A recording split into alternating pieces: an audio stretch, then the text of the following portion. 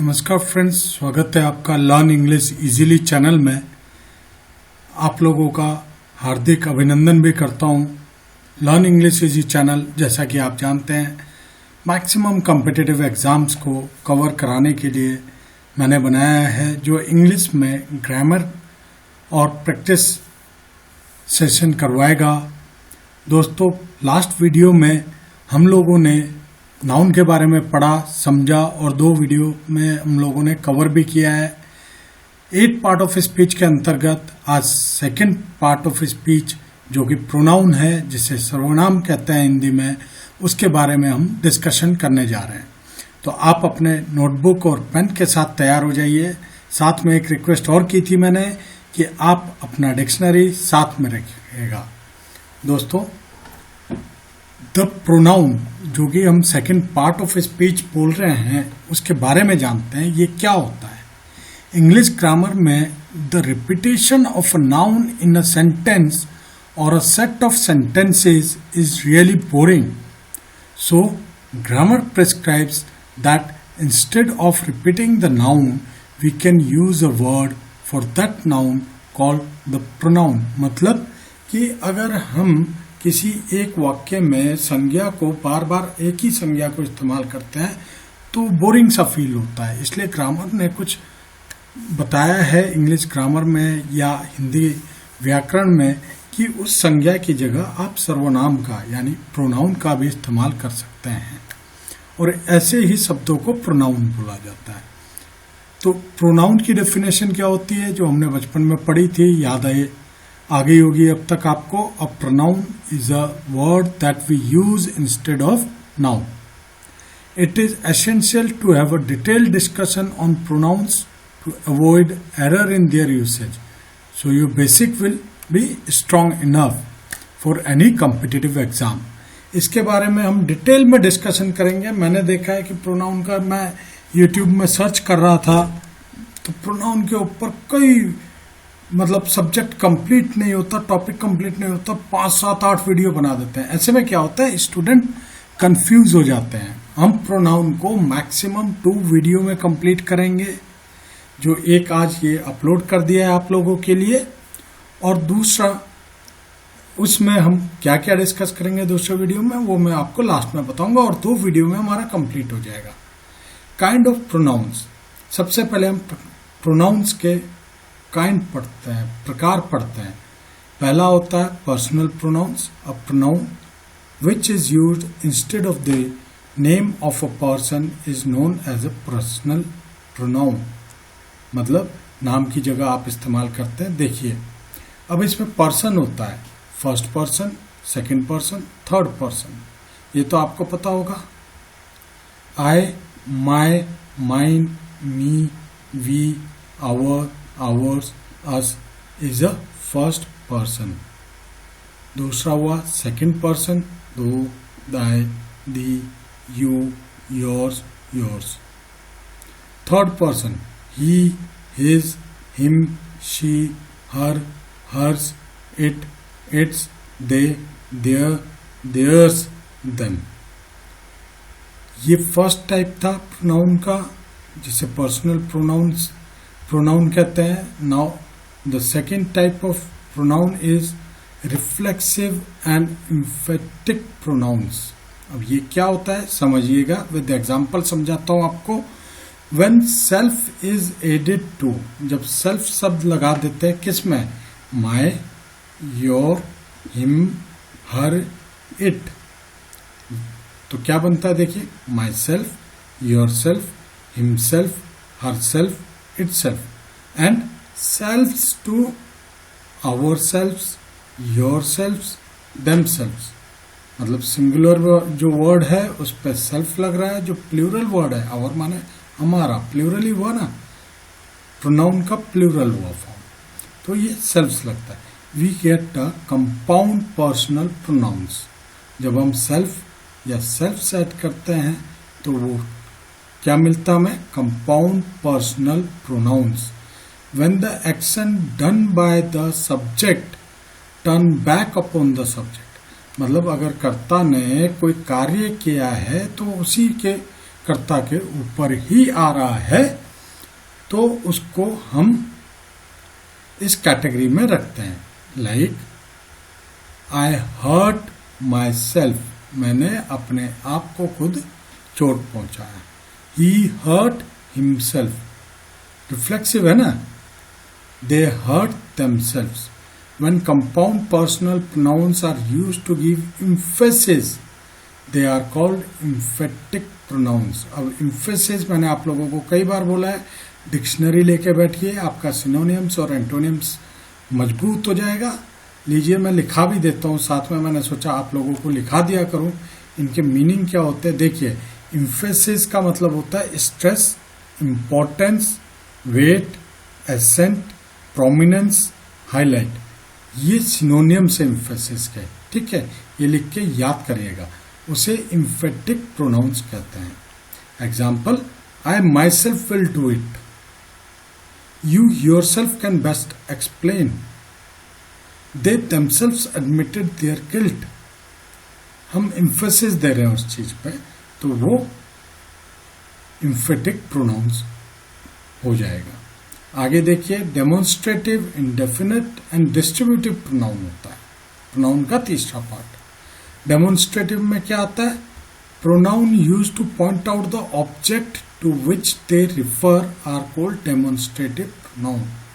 जब बात करते हुए आप ऑब्जेक्ट को फोकस करके डेमोन्स्ट्रेट कर रहे हो, this is present from my wife, ये उपहार जो दिया था मुझे किसने दिया था? मेरी पत्नी ने दिया था। These are merely excuses. Kanpur mangoes are better than those of Nagpur. यहाँ पे ऑब्जेक्ट क्या है? मैंगो है, उसके ऊपर बताया जा रहा है, तो ये डेमोन्स्ट्रेटिव प्रोनाउन आ जाता है। अब इंडेफिनिट प्रोनाउन में देखिए, all pronoun which refer to person और things in a general way. Indefinite है, जनरल वे में आ रहा है। And do not refer to any particular person, particular person में नहीं आएगा, इंडेफिनिट है, याद रखना। इंडेफिनिट हमेशा जनरल में आएगा, पर्टिकुलर में नहीं आएगा। और thing are called indefinite pronoun. जो पर्टिकुलर पर्सन या थिंग में ना आकर इन जनरल पर्सन या थिंग में आता है तो उसे इंडेफिनिट प्रोनाउन कहते हैं। Example, somebody has stolen my watch, मतलब किसी ने, somebody, किसी एक व्यक्ति को नहीं बोला कि you have stolen my watch, बोला होता तो पर्टिकुलर पर्सन होता, बट यहाँ पे somebody बोल रहा है। few escaped unhurt, कुछ एक बगैर चोट खाए बच गए, तो इसका मतलब क्या हो? few, ये भी एक इन जनरल बात कर रहा है। did you ask anybody to come, anybody भी क्या है? जनरल है, पर्टिकुलर नहीं है। अब आ जाइए distributive pronouns. Each, either, neither are called distributive pronouns. ये याद कर लीजिएगा, because they refer to a persons और a things one at a time. एक बार में एक को ही दर्शाता है। For this reason they are always singular and followed by the verb in a singular. तो जहां पे भी आप देखेंगे ईच, आइदर, नीदर लगा होगा, वहां पे जो प्रोनाउन आएगा उसके साथ जो वर्ब आएगा वो भी सिंगुलर ही आएगा। Each of the man received a reward, these man received each a reward. अब यहाँ पे मैन की बात कर रहा है। Either of you can go, neither of the acquisitions is true। दोस्तों, अभी आप ये प्रकार समझ रहे हैं, टाइप ऑफ नाउन समझ रहे हैं, ज़्यादा कंफ्यूज मत होइए, सिर्फ नोट्स बनाइए। इसके जब रूल आपको मैं आगे बताऊंगा तो आपको और ज़्यादा क्लैरिटी आएगी। यहाँ पे कंफ्यूजन होने के चांसेस हैं। जो नए नए ग्रामर पढ़ रहे हैं वो प्लीज़ कंफ्यूज मत होइएगा। अभी ये इन शॉर्ट आप ये समझ लो कि एक ओवरले चल रहा है, ठीक है, फिर उसके बाद आपको क्लैरिटी अच्छे से आएगी। अब देखिए रिलेटिव प्रोनाउंस क्या होता है। रिलेटिव प्रोनाउन रिफर्स और relates to some noun going before which is called antecedent. Means noun से जो पहले नाउन आया था या जिसे एंटीसीडेंट भी बोलते हो. आई मेट हरी. हरी यहाँ क्या है? नाउन है, पहले आया. अब इस पे जो प्रोनाउन यूज करोगे आप वो. फिर I have found the pen which I had lost. Which. Here is the book that you lent me. Interrogative pronoun जिस पे क्वेश्चंस पूछे जाते हैं. This pronouns are used for asking questions. Example, whose book is this? What will all the neighbors say? Which do you prefer, tea or coffee? इसमें question marks लगे होते हैं. whose, what, which आप देख लीजिए, आगे और अच्छे से समझाऊंगा मैं आपको. Interrogative pronouns can also be used in asking indirect question. एक डायरेक्ट क्वेश्चन होता है, एक इनडायरेक्ट क्वेश्चन होता है. जब हम स्पीच पढ़ेंगे तो उसमें भी हमारे पास पार्ट आएगा डायरेक्ट एंड इनडायरेक्ट स्पीच. अभी आप नाउन के एंगल से समझिए बस. I ask who was speaking. Direct question पूछ रहा है. Tell me what you have done. Say which you would like best. ये अभी आपने प्रोनाउन के टाइप पढ़े हैं, काइंड ऑफ प्रोनाउन पढ़ा है. अब शुरू होता है मोस्ट इम्पोर्टेंट, और जो मोस्टली आपके कॉम्पिटिटिव एग्जाम में एरर फाइंड आउट करने वाले में आता है. तो उसमें आपको ये देखना होगा और ये रूल प्रैक्टिस करनी होगी, तब जाके आपको क्लियर होगा. देखिए, if 3 pronouns of different persons are used together in the same sentence they are arranged in the following order.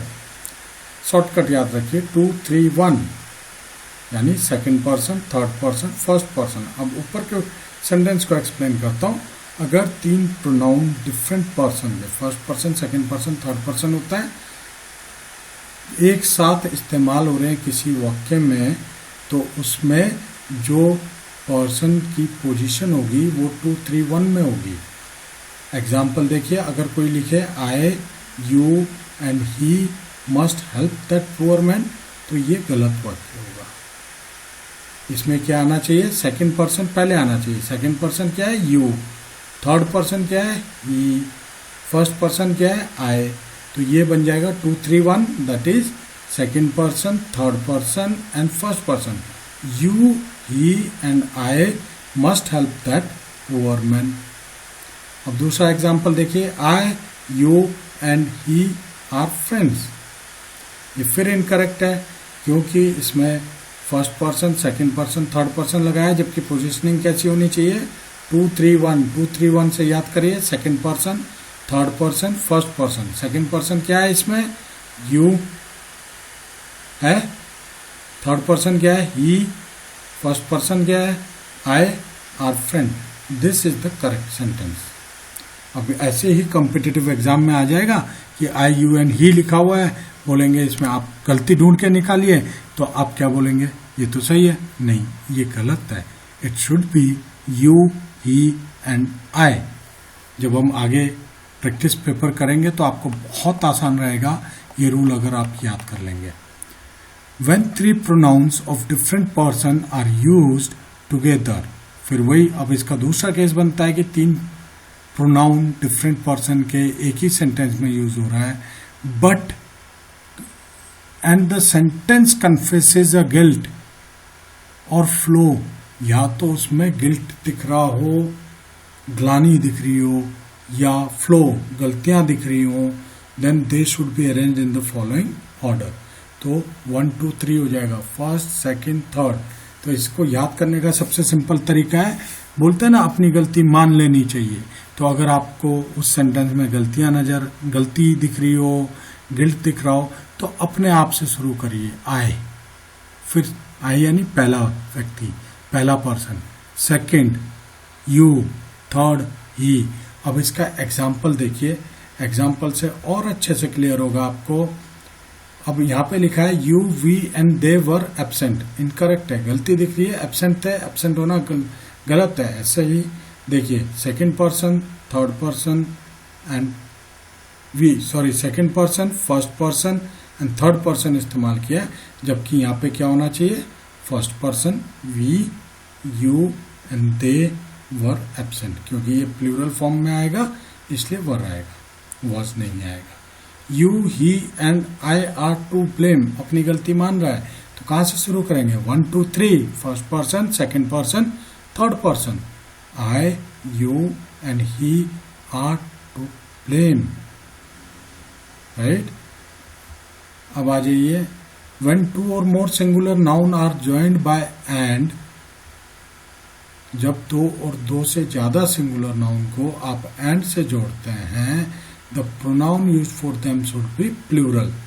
अगर दो सिंगुलर नाउन या दो से अधिक सिंगुलर नाउन को आप एंड से जोड़ते हैं तो कैसा आएगा, प्लूरल आएगा, ठीक है। एग्जाम्पल, मोहन सिंगुलर है, सोहन सिंगुलर नाउन है, आर फ्रेंड्स, ठीक है, दो हैं इसलिए आर फ्रेंड आ रहा है। They play football, they live at Lajpat Nagar. अब जो प्रोनाउन यूज कर रहे हैं आप, कौन सा आएगा, प्लूरल, तब दे आ रहा है। Mala and Sangeeta are class fellows, दो सिंगुलर नाउन है तो प्लूरल प्रोनाउन आएगा, they are good friends. If this nouns joined by and refer to the same person और अ थिंग, अब ऐसे ही नाउन को अगर एंड से ज्वाइन करते हो पर वो एक ही व्यक्ति होता है, एक ही पर्सन होता है, तो जो प्रोनाउन उसमें आएगा वो कैसा आएगा, singular.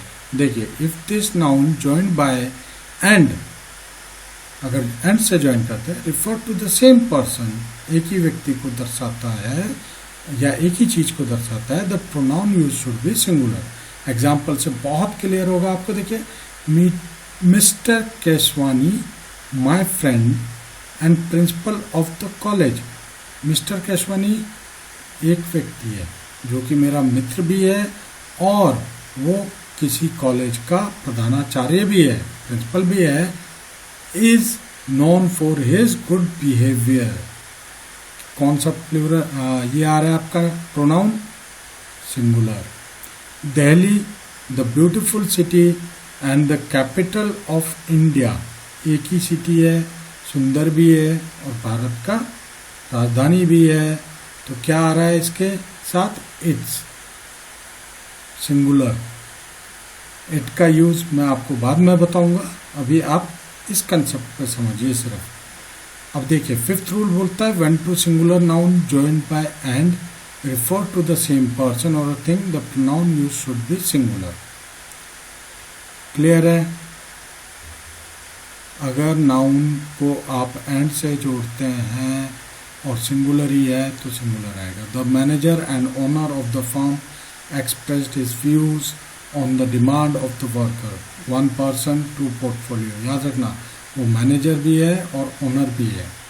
When two singular noun joined by and refer to two different persons, the pronoun used for them should also be plural.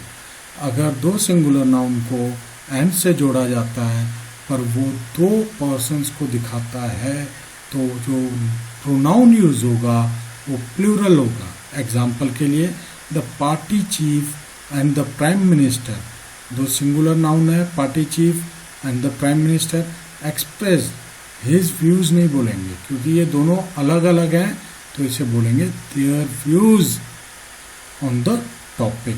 समझ में आया? यहाँ पे कंफ्यूज नहीं होना है, ये नोट कर लीजिए।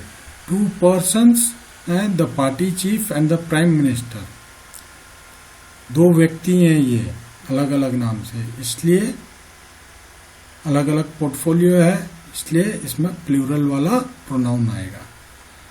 अब इसको कैसे याद रखेंगे? ये 5 और 6 नंबर का जो रूल है इसे याद करने का बहुत आसान तरीका है। 2 लाइन में समझा रहा हूं, नोट कर लीजिए। An easy way to understand points 5 and 6, both noun are preceded by the. अगर दोनों नाउन में से पहले द आता है तो the pronoun use should be plural. देखिए, द पार्टी चीफ से पहले द प्राइम मिनिस्टर द, दोनों नाउन से पहले आपका क्या आ रहा है, दी आ रहा है, तो जो प्रोनाउन आएगा वो प्लूरल होगा। एक एग्जाम्पल देख लीजिए, और the manager and owner of the firm, सिर्फ एक में द आ रहा है तो यहाँ पे सिंगुलर होगा। ये याद रखना बहुत आसान तरीका है। The pronoun use should be plural and if only the first noun is preceded by the pronoun used will be singular. दोनों एग्जाम्पल समझा दिया आपको, ये नोट बना लीजिए, याद करने के लिए बहुत आसान होगा। Now rule number 7, when two noun are used with as well as the pronoun agree with the first subject, जब दो नाउन आप as well as के साथ इस्तेमाल करते हैं तो जो प्रोनाउन लगेगा वो फर्स्ट सब्जेक्ट के साथ लगेगा। एग्जाम्पल देखिए, Mohan as well as his friends, पहला सब्जेक्ट क्या है, मोहन है, दूसरा क्या है, फ्रेंड्स है उसके, पर क्योंकि इसमें एज वेल एज लग रहा है तो जो प्रोनाउन यूज होगा वो क्या होगा, पहले सब्जेक्ट से एग्री करेगा, that is his. The students as well as the teachers are doing their work. देखिए पहला सब्जेक्ट क्या है, स्टूडेंट्स, प्लूरल है, तो जो प्रोनाउन का पार्ट लगेगा वो क्या लगेगा, देयर, ये प्लूरल वाला लगेगा। और हमने जो हेल्पिंग वर्ब है वो भी प्लूरल में लगाना है। जब हम वर्ब पढ़ेंगे तो इसमें और क्लैरिटी दूंगा, अभी आपका फोकस सिर्फ प्रोनाउन पे होना चाहिए। When two singular nouns joined by and are preceded by each or every, the pronoun used must be singular and should agree in a gender with the second one. क्या बोल रहा है, जब दो सिंगुलर नाउन को आप and से join करते हैं और उनसे पहले अगर ईच या एवरी शब्द का इस्तेमाल होता है तो जो प्रोनाउन यूज होगा वो सिंगुलर होगा, बट जो जेंडर यूज होगा, मेल है या फीमेल है, वो किससे एग्री करेगा, सेकंड नाउन से। बहुत आसान है, ईच एंड एवरी लगेगा तो सिंगुलर प्रोनाउन लगाएंगे और जो जेंडर लगेगा वो सेकंड वाले सब्जेक्ट से लगेगा। बस सिंपल लाइन लिख लीजिए। Example, every man and every women will do her best. देखिए एवरी मैन लिखा है, ठीक है, एवरी वुमेन लिखा है, तो जो प्रोनाउन लग रहा है आइदर हिज लगेगा या हर लगेगा। पर अब सेकंड सब्जेक्ट को देखिए, एवरी वुमेन है तो वुमेन के लिए हर लगेगा। ये चीज़ बहुत सिंपल है। Each boy and each girl, अब फिर each boy and each girl आया तो आइदर हिज लगेगा या हर लगेगा, बट सेकंड सब्जेक्ट में जेंडर क्या है, गर्ल है, तो हर लगेगा। समझ गए डिफरेंस, कैसे फाइंड आउट करना है। यही चीज़ें आपको कंपटीशन में आती हैं, बच्चों को यही रूल्स याद नहीं होते हैं इसलिए वो मिस्टेक करते हैं। देखिए सिर्फ ग्रामर पढ़ने से नहीं होगा, ग्रामर को थोड़ा सा समझना भी पड़ेगा। जो रूल बना के समझाए गए हैं इससे क्लैरिटी भी बहुत अच्छे से आएगी। आप इसके नोट्स भी बना सकते हैं, इसलिए एक एक चीज़ लिख के डाल रहा हूँ। आप वीडियो को रिवाइंड करके रिवर्स करके देखिए, दोबारा देखिए, तिबारा देखिए, रूल को लिखिए ताकि आप उसे याद कर सकें। जितना लिखेंगे उतना ज़्यादा याद आएगा। Rule number 9, when two nouns are joined by using with. अब देखिए दो नाउन को जब आप विद से ज्वाइन करते हैं, the pronoun agree with the noun coming before with. ये क्या बोल रहा है, जब आप विद से करते हैं तो जो नाउन विद से पहले आ रहा है प्रोनाउन उसके साथ एग्री करना चाहिए सेंटेंस में। The boy with his parents has gone to see a movie. Pronoun क्या है, हैज यूज किया हमने। क्यों यूज किया, क्योंकि ये बॉय से एग्री करेगा। बॉय से एग्री क्यों करेगा, क्योंकि रूल नंबर 9 ये बोलता है कि विद से पहले जो नाउन आएगा उससे आपका प्रोनाउन एग्री होना चाहिए, जबकि यहाँ पेरेंट्स प्लूरल फॉर्म में दिखाया हुआ है, ठीक है ना। The children with their parents have gone to picnic. Children मैंने बताया था कल नाउन के सब्जेक्ट में अगर आपको होगा। कलेक्टिव नाउन कैसे यूज करते हैं, प्लूरल फॉर्म में, ठीक है। तो इसलिए यहाँ पे हम प्लूरल प्रोनाउन यूज कर रहे हैं और विद से पहले प्लूरल फॉर्म है तो हमने यहाँ पे प्लूरल फॉर्म यूज किया। Rule number 10, when two different nouns are joined by either or neither nor, the pronoun used according to the number and gender of the second noun। मस्त सा एक point है, जॉट डाउन कर लीजिए। जब भी आप सेंटेंस में आइदर और नाइदर नॉर देखते हैं तो जो प्रोनाउन एग्री करेगा वो किसके हिसाब से लगेगा, उसका gender of the second noun के हिसाब से। एग्जाम्पल देखेंगे, आइदर योर सिस्टर और you have done your work. Have समझ में आ रहा है, यू हमेशा क्या लेता है, हैव। आई क्या लेता है, एम। यू हैज नहीं होता है, प्लूरल में कंसीडर करते हैं I, you, we. Neither the students nor the teacher. Students क्या है, प्लूरल है, तो इससे एग्री करेगा नहीं। किससे करेगा, सेकेंड नाउन से। तो क्या होगा, teacher was in his class.